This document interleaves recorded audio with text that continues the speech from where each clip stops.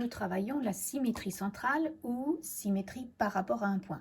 Dans cette vidéo, nous allons construire le symétrique d'un cercle qui est considéré comme une figure simple. Donc on va construire le symétrique du cercle vert de centre A et passant par B, ou bien on peut dire de centre A et de rayon AB, par rapport au point I. Donc on regarde avec GeoGebra, on va d'abord tracer le symétrique du centre A.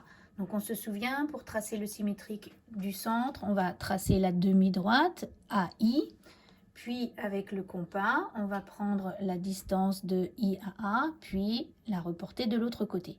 Donc on obtient ce point A'.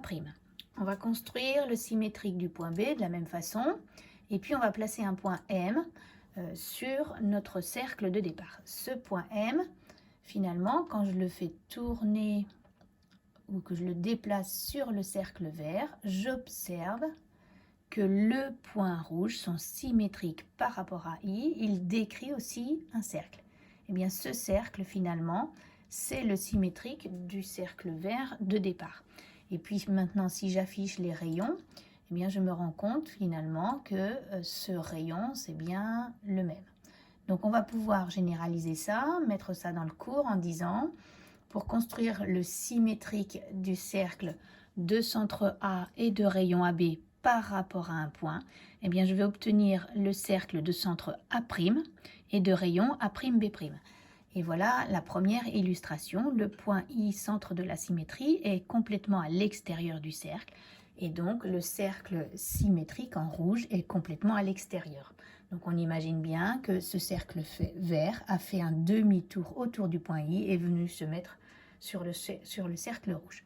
Maintenant, si on reprend GeoGebra, on se rend compte que finalement, alors je vais quand même laisser ce cercle-là, on se rend compte que le point I peut ne pas être toujours dans cette position. Il peut être par exemple ici, complètement sur le cercle. Et là, finalement, comme le centre de la symétrie est sur le cercle vert, eh bien, il ne va pas bouger, ce point du cercle vert, puisqu'il est confondu avec le centre. Donc, son symétrique, c'est le point I lui-même. Et du coup, il fait partie des nouveaux points du cercle rouge, qui est le symétrique du cercle vert. Donc, voilà une deuxième configuration possible. Une troisième configuration, le centre de la symétrie est à l'intérieur du disque vert. Et bien, finalement, les deux cercles vont se couper en deux points. Et puis, dernière possibilité, eh bien, c'est que le centre de la symétrie soit complètement confondu avec le centre du cercle de départ. Alors, que se passe-t-il? Tous les points du cercle vert font un demi-tour. Ils bougent tous, mais finalement, ils retombent sur le même cercle. Et donc, le cercle rouge et le cercle vert sont confondus. On dira que le cercle est globalement invariant.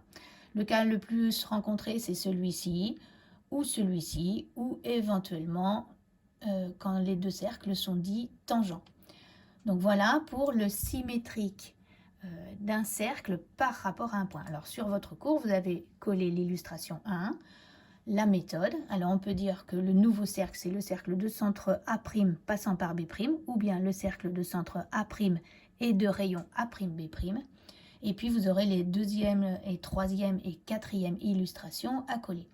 Bientôt, nous aurons vu une propriété, donc on pourra dire finalement que les rayons restent les mêmes. Donc lorsqu'on voudra construire le symétrique d'un cercle, on pourra éventuellement tracer uniquement le centre A' du cercle de départ, puis avec son compas, reprendre le rayon du premier cercle et faire le nouveau cercle à partir de ce même rayon.